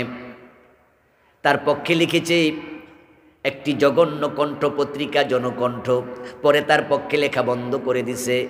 তার পক্ষে কথা বলার মতো লোক বাংলাদেশে খুঁজে পাওয়া যায় নাই। টোটাল বাংলাদেশে মানুষ ছিল 10 কোটি 12 কোটি, নাস্তিক ছিল না 5 জন 7 জন। কিন্তু এখন এত বেশি নাস্তিকের জন্ম দিন দিন হচ্ছে। শাহবাগের মোড়ে 2-3 বছর আগে হাজার হাজার নাস্তিক জমা হয়েছে, অনেক নাস্তিক। প্রশ্ন হলো কেন এত নাস্তিক বেড়ে গেল? উত্তর হলো মায়েদের কারণে। মায়েদের কারণে আমরা যারা আজকে বয়সে আছি, আমার সমবয়সী অথবা আমার সিনিয়ররা, আপনারা দেখেছেন যখন রিকশায় করে আমাদের মা চাচিরা কোথাও বেড়াতে যেত, বোরকা পরে রিকশায় ওঠার পরেও রিকশার পাশে কাপড় দিয়ে আবার গিরট দিত। আমাদের দাদিরা, আমাদের নারীরা এমএ পাস বিএ পাস ছিল না, কিন্তু তারা পর্দানশীল ছিল, পর্দানশীল ছিল। তাদের পেট পর পুরুষ দেখে নাই, তাদের বুক পর পুরুষ দেখে নাই। যেই পেট পর পুরুষ দেখে ওই পেট থেকে আল্লাহর ওলি জন্ম নেয় না। যে বুকের সৌন্দর্য পর পুরুষ দেখে ওই বুকের দুধ খাইয়া ইমাম হোসাইন জন্ম নেয় না, ইমাম আবু হানিফা জন্ম নেয় না। আমাদের নানি দাদি, আমার মনে আছে আমার নানিকে দাদিকে নিয়ে পাশের গ্রামে যেতাম, ফুপির বাড়ি। উনি প্রায় মাগরিবের পরে বের হতো, নামাজ কালাম পইরা অন্ধকার হইলে। তারপরে রাতের বেলায় বের হইয়া বোরকা গায়ে দিয়া পরে একটা ছাতা হাতে নিত। বলতাম দাদি এই রাতের বেলা ছাতা কি? কই তুই বুঝদি না, সামনে হাঁট। রাস্তায় যাওয়ার পরে যদি কোনো পুরুষের আওয়াজ শুনতো, কোনো পুরুষ হেঁটে যাচ্ছে, কথা বলতেছে, গল্প করতেছে, আমি নিজের চোখে দেখতাম দাদি ছাতাটা মেলে ধরে নিজেকে আড়াল করে রাস্তার পাশে দাঁড়ায় আছে। পুরুষ চলে যাওয়ার পরে তারপরে হাঁটছে। অথচ ওনারা ছিল মূর্খ অশিক্ষিত মানুষ। এই জন্য ওদের পেট থেকে হয়তো এমএ পাস, বিএ পাস, ডাক্তার, ইঞ্জিনিয়ার জন্ম হয় নাই, কিন্তু তাদের পেট ছিল নিরাপদ। ওই পেটে নাস্তিকের জন্ম হতো না।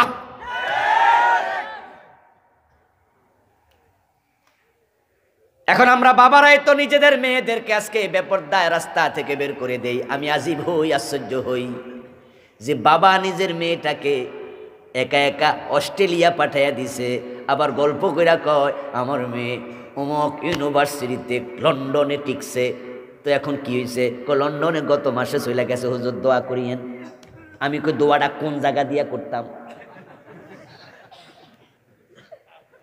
তোমার যুবতী মেয়েটাকে তুমি লন্ডনে পাঠাই দিছো, একা একা অস্ট্রেলিয়া পাঠাই দিছো। ঘর চিনে না, বাড়ি চিনে না, গার্ডিয়ান নাই, অভিভাবক নাই, থাকবে কই, যাবে কই? আপনারাই বলুন তো, একজন যুবতী মেয়ের চরিত্র নষ্ট হওয়ার সম্ভাবনা আছে না নাই? ও প্রিয় ভাইরা, যুবতী মেয়েরা আজকে চলে যাচ্ছে একা একা এখান থেকে ওখানে। কত মেয়ে এখন ঘর থেকে বের হয়ে গেছে। আরে টাকার জন্য মানুষ পাগল হয়ে গেছে। এখন মেয়েরে পুলিশে চাকরি দেয়, মেয়েরে সেনাবাহিনীতে চাকরি দেয়, মেয়েরে র্যাবে চাকরি দেয়। আপনারা দেখবেন রাতের বেলায় আমাদের পুলিশ ভাইয়েরা রাতে ডিউটি করতেছে, ওই ডিউটির মাঝে মেয়ে পুলিশও মাঝে মাঝে দেখা যায়। আমি ভাবি এ পুরুষের সাথে যদি মেয়ে পুলিশগুলো রাতে বিরাতে এক জায়গায় থাকে, সেখানে চরিত্র হারানোর সম্ভাবনা আছে না? না।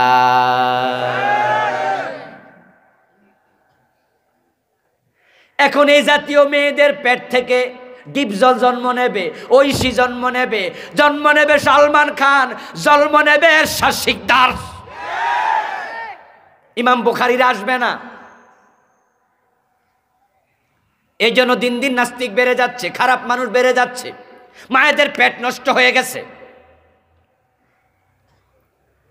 পহেলায় বৈশাখ যখন আসে তখন দেখি আর মেয়েরা সেদিন ওড়না সালোয়ার কামিজ পরে না, ওদিন সব মেয়ে দেখি শাড়ি পরে। ঢাকা ইউনিভার্সিটি থেকে চারদিকে দেখি বের হয়েছে শাড়ি পরে পরে কপত কপতি, শত শত ছেলে, শত শত মেয়ে। যে মেয়েটা কখনো তার নাভি কোনো পুরুষকে দেখায় নাই, কারণ সে তো পরেছে কামিজ, তার পেট ঢাকা, পিঠ ঢাকা। কিন্তু যখন সে মেয়েটা বৈশাখ উপলক্ষে শাড়ি পরে, তখন তার পেট পিঠ নাভি পরপুরুষে দেখে। ও আমার মা, ও আমার প্রিয় বোন, তোমরা শোনো, তোমার বুকের নিচ থেকে তোমার নাভির নিচ পর্যন্ত এখানে এক হাতের মতো জায়গা, এই জায়গাটাকে দাম দিও, কদর করিও, এটাকে সম্মান দিও। এখানে আল্লাহর বাচ্চা, আল্লাহর বান্দা তোমার সন্তান জন্ম নেবে। ওই পেট যদি পরপুরুষ দেখে, তোমার এই পেট থেকে আর ভালো মানুষ জন্ম হওয়ার সম্ভাবনা নাই। ভালো সন্তান যদি আপনি চান, তাহলে আপনাকে আরেকটা কাজ করা লাগবে। ওই কাজটা হলো সন্তানের জন্য আল্লাহর কাছে বেশি বেশি দোয়া করা লাগবে। এখন দোয়া তো আপনি শিখেনি নাই। বিয়ের পরে সন্তান হবে, স্বামী তার স্ত্রীর বিছানায় যাবে, তারা দুজন কাছাকাছি মেলামেশায় যাবে। এখন আপনি যখন আপনার স্ত্রীর কাছে যান, তখন সেখানে শয়তানের বদ নজর পড়ার সম্ভাবনা আছে। কারণ সব জায়গায় দুষ্ট শয়তান আছে। এক সময় শয়তান ছিল তামাম দুনিয়ার সব জায়গায়। মানুষ বানানোর সময় আল্লাহ ওদেরকে সরাইয়া দিছে, পাঠাইয়া দিছে সাগরের দ্বীপে। কিন্তু কিছু দুষ্ট জিন এখনো থেকে গেছে। এই জন্য টয়লেটে ঢুকলে আমরা দোয়া পড়ি, আল্লাহুম্মা ইন্নী আউযু বিকা মিনাল খুবসি ওয়াল খাবাইস। খবুস খাবিসের বহু বচন, খাবাইস খাবিসাতুনের বহু বচন। দুষ্ট জিন, দুষ্ট শয়তান টয়লেটের মাঝেও আছে। আপনি যখন কাপড় তোলা দিয়া বসেন, আপনার লজ্জাস্থান নিয়ে শয়তান দুষ্টুমি করে, খেলা করে, বদনজর দেয়। এই জন্য রাসূলুল্লাহ শিখিয়েছেন, তুমি দোয়া করে ঢোকো। যদি এই দোয়া তুমি পড়ো, ও আল্লাহ, দুষ্ট শয়তান থেকে তোমার কাছে আশ্রয় চাই, তখন আল্লাহ তাআলা শয়তানের মাঝে আর তোমার মাঝে একটা পর্দা ফেলে দেয়।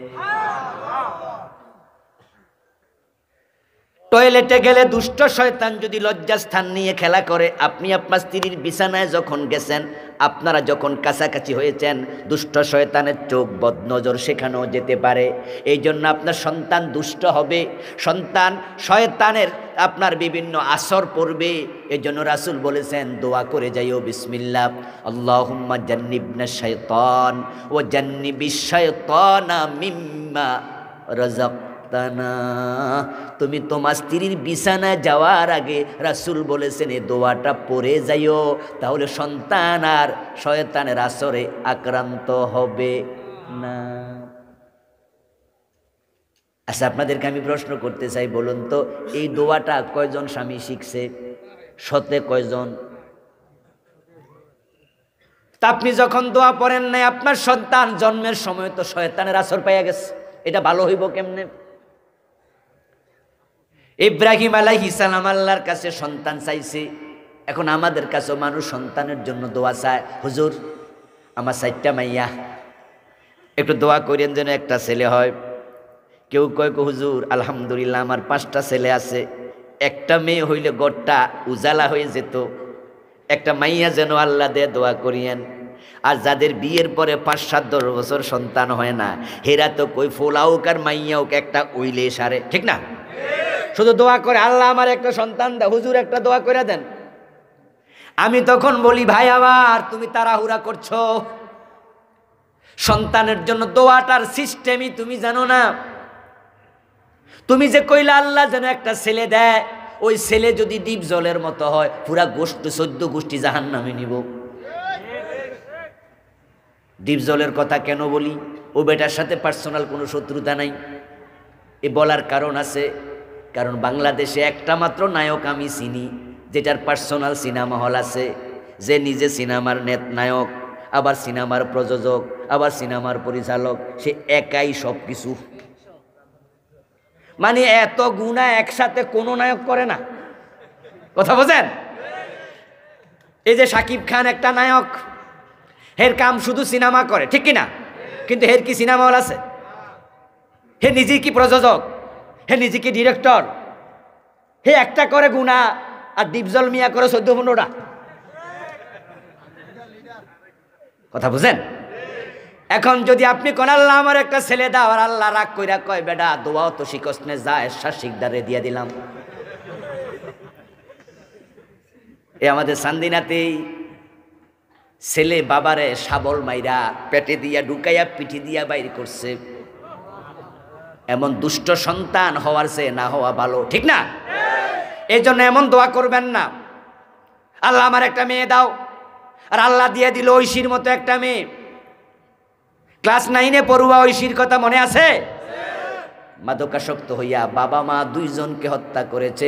এমন সন্তান হওয়ার চেয়ে না হওয়া অনেক ভালো। এই জন্য সিস্টেম কি? দোয়ার সিস্টেম আল্লাহ কোরআনে শুনাইছে।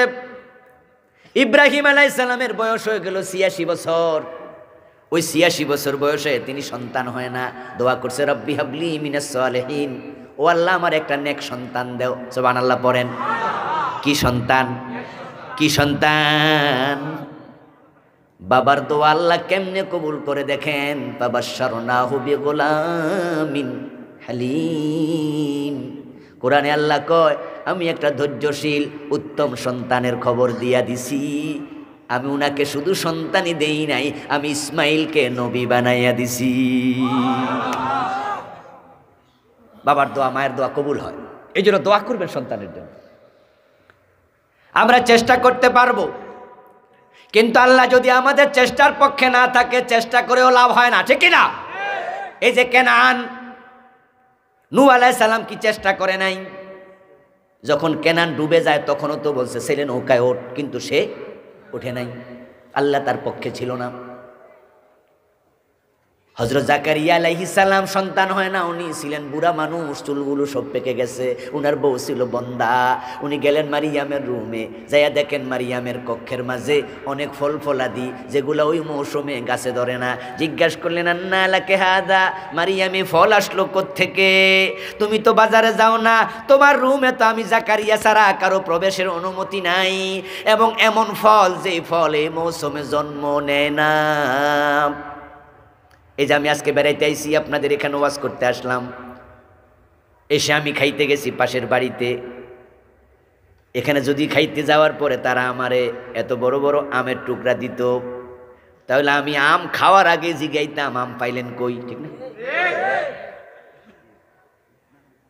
আর এই সিজনে আম পাইলেন না কই, এটা হল প্রথম প্রশ্ন। তো হযরত মারিয়ামের ঘরে ফল দেখে জাকারিয়া নবী কয় আন্না লাকে হাযা, মারিয়াম এ ফল ফাইলা কই? মারিয়াম জবাব দে হুয়া মিন ইনদিল্লাহ, এগুলো আল্লাহ পাঠাইছে। কে পাঠাইছে? হযরত জাকারিয়া আলাইহিস সালামের মাথায় ঢুকলো, ও মৌসুমে যদি আল্লাহ ফল দিতে পারে, বুড়া বয়সও সন্তান দেওয়ার ক্ষমতা আল্লাহর আছে না নাই? তিনি সাথে সাথে নামাজে দাঁড়ায় গেলেন। নামাজে দাঁড়াইলে নামাজের মাঝে দোয়া বেশি কবুল হয়, বিশেষ করে সেজদায় গিয়ে দোয়া করল। কায়েমুন ইউসাল্লি ফিল মেহরাব, তিনি নামাজ পড়ার জন্য দাঁড়ায় গেলেন মেহরাবের মাঝে। আল্লাহর কাছে তিনি দোয়া করলেন রব্বি হাবলি মিন লাদুনকা যুররিয়াতান তাইয়্যিবাতান ইন্নাকা সামিউদ দুআ। ও আমার আল্লাহ, তোমার পক্ষ থেকে আমাকে উত্তম পবিত্র বংশধর দেও। ইব্রাহিম কয় নেক সন্তান দেও, জাকারিয়া নবী কয় পবিত্র সন্তান দেও। আল্লাহ নামাজের সালাম ফিরানোর আগে দোয়া কবুল করে জিবরিল পাঠাইয়া দিছে। ইন্নাল্লাহ ইউবাশশিরুকা বিগুলাম, ও জাকারিয়া তোমার দোয়া আল্লাহ কবুল করে একটা সন্তানের সুসংবাদ দিছে। এবং শুধুমাত্র সন্তানের সুসংবাদ দেয় নাই, আল্লাহ সে সন্তানের নাম রাখছে ইয়াহইয়া, নামটাও রাখছে কে? এবং আল্লাহ ঘোষণা করে দিল উনি হবে আল্লাহর নবী। এখন কোন নবী হওয়ার সম্ভাবনা আর নাই, কিন্তু আল্লাহর ওলি হওয়ার সুযোগ আছে না নাই? তো সন্তানদের জন্য বেশি বেশি দোয়া করেন, আল্লাহ আমার সন্তানকে ভালো বানাও। রব্বানা হাবলানা মিন আজওয়াজিনা ওয়া যুররিয়াতিনা কুররাতা আয়ুন ওয়াজআলনা লিল মুত্তাকিনা ইমামা। সুবহানাল্লাহ পড়েন। কোরআনে শিখানো দোয়া। কয়জন বাপে দোয়া জানে? সন্তান ভালো মানুষ কেমনে হবে? সন্তানদেরকে জন্মের পরে তালিম দেবেন, আদর্শ শিখাবেন, পারিবারিক মূল্যবোধ দিতে হবে। সন্তানের হাতে পৃথিবীর প্রথম কিতাব হবে কোরআন। কোরআন হাতে তুলে দেন, এ কোরআন আফসার সন্তানকে জান্নাতের পথ দেখাবে, ভালো মানুষ বানাবে। কোরআন পড়লে তাকওয়া বেড়ে যাবে। যে ব্যক্তির কলিজায় আল্লাহর ভয় তৈরি হয়, ওই সন্তান মা বাবারে কোনোদিন অবহেলা করবে না, মা বাবার বৃদ্ধ নিবাসে পাঠাবে না, বরং নেক সন্তান মা বাবাকে প্রয়োজনে কান্দে করে হজে চলে যায়। মাকে কাঁদে নিয়ে হজ করছে এমন হাদিসও আছে না নাই?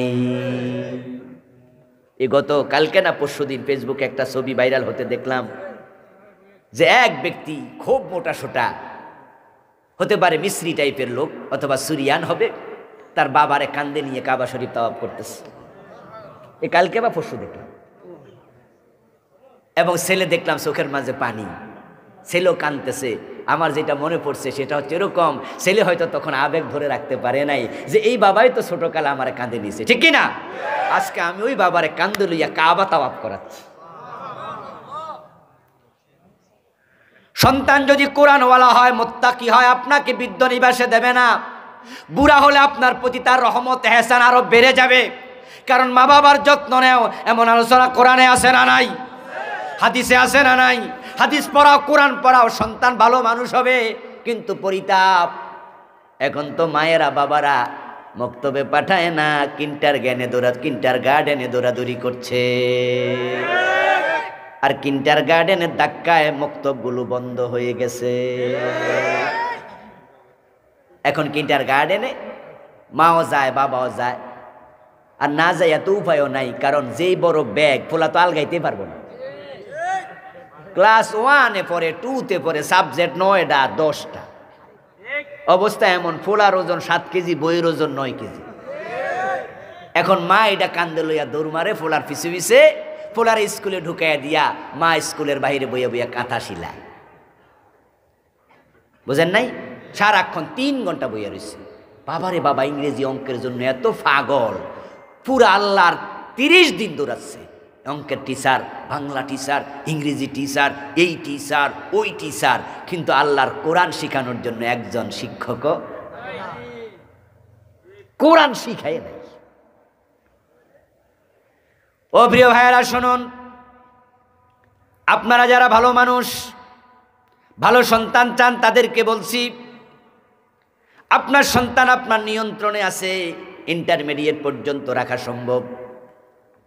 কিন্তু যখন সে ইন্টারমিডিয়েট পাশ করে, ইউনিভার্সিটিতে ভর্তি হয়ে গেল জাহাঙ্গীরনগর, টিকেছে রাজশাহী, টিকেছে চট্টগ্রাম বিশ্ববিদ্যালয়, টিকেছে বুয়েটে, টিকেছে ঢাকা মেডিকেলে, টিকেছে ঢাকা ইউনিভার্সিটিতে, এখন কি কুমিল্লা খারাতাইয়া থেকে রাজশাহী ক্লাস করতে যেতে পারবে? প্রতিদিন যাবে নাকি হলে থাকবে? জাহাঙ্গীরনগরে ক্লাস করতে পারবে আইসা যাইয়া? হলে থাকবে। কলিজার টুকরা সন্তান আপনার নিয়ন্ত্রণে আর কিন্তু নাই। এখন তাকে ভালো মানুষ করানোর সাথে আপনি বাধ্য, তাকে বাড়ি থেকে বের করে দিয়েছেন, কিছু করার নাই।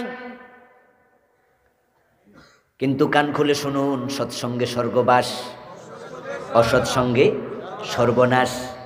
এই যে হলে উঠছে, তার হলে কারা থাকে আপনি তো জানেন না। ওই ইউনিভার্সিটির হলে মদ খাই, ইয়াবা খায়, এমন পোলাপান আছে না নাই?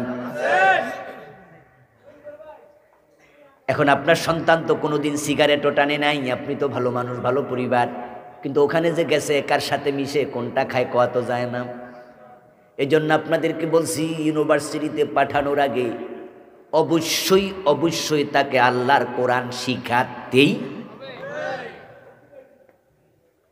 আপনার ছেলেটা ভার্সিটিতে পড়ে, হলে থাকে, একজন ভদ্র বাবার পক্ষে কখনো সন্তানকে প্রশ্ন করা সম্ভব নয় যে বাবা তুই কোনো গাঁজা মাজা খাসনি, তুই মদ খাস কিনা। এই প্রশ্ন করাটা একবারে অসুন্দর, ভদ্র বাবার পক্ষে প্রশ্ন করা সম্ভব না।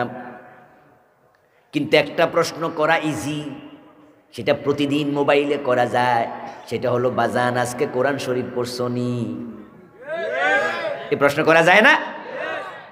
সন্তানকে বলে দেবেন প্রতিদিন কমপক্ষে 5 আয়াত হলো পড়বা, 1 পৃষ্ঠা হলো পড়বা, 2টা আয়াতের অনুবাদ পড়বা। সন্তানকে প্রশ্ন করুন আপনি দিনের ভিতরে যে কোনো টাইমে মোবাইল করে, বাবা তুমি আজকে কোরআন পড়েছো কিনা? সন্তান যদি জবাব দেয় হ্যাঁ বাবা আমি আজকে কোরআন পড়েছি, আপনি নিশ্চিন্তে থাকেন, যেই হাতে কোরআন ওঠে ওই হাতে মদের বোতল উঠতে পারে না, উঠবে না।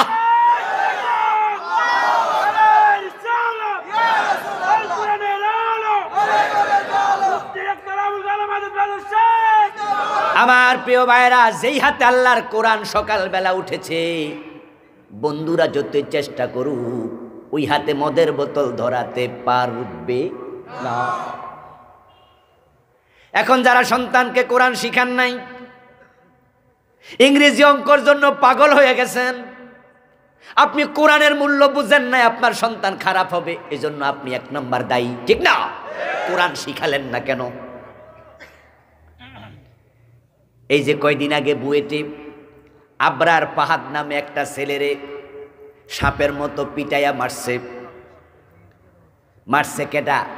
ওই বুয়েটের পাশে রিক্সাওয়ালারা, টোকাইরা মারছে, তার ক্লাসমেট, তার বন্ধু বান্ধবেরা, যে কয়জন মারছে প্রত্যেকজন ইঞ্জিনিয়ার হয়তো কয়দিন পরেই। প্রত্যেকটা ছেলে দেশের 1 ক্লাস মেধাবী, এসএসসিতে গোল্ডেন এ প্লাস, এইচএসসিতে গোল্ডেন এ প্লাস।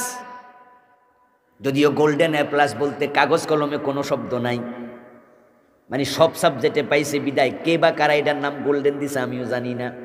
আচ্ছা বুঝেন তো নাকি? ডাবল গোল্ডেন পাওয়ার পরও বুয়েটে টিকে নাই এমন হাজার হাজার ছাত্র আছে। ওখানে টিকার জন্য 1 ক্লাস মেধাবী, নাম্বারের দিক থেকে হাই স্কোর। যে কয়টা বুয়েটে ভর্তি হয়েছে প্রত্যেকটা দেশের সেরা মেধাবী, কোনো সন্দেহ? কোনো খারাপ ছেলে বুয়েটে টিকবে না। ওই ছেলেগুলো প্রত্যেকটা কয়দিন পর ইঞ্জিনিয়ার হয়ে বের হতো, কিন্তু তারা আজকে খুনের মামলার আসামি। তাদের কেউ এখন গাঁজাখোর, কেউ এখন সন্ত্রাসী, কেউ এখন সাদাবাজ।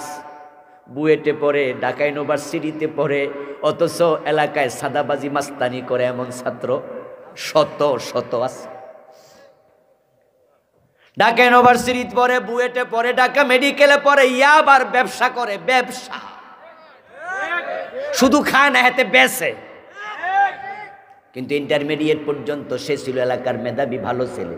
স্যারেরা বলতো এটা আমার কলিজার টুকরা, ক্লাসের সেরা ছেলে, আমার কলেজের সম্মান বাড়াইছে, বুয়েটে টিকছে। কিন্তু সে এখন আবরারের খুনি হয়েছে। কেন হলো খুনি?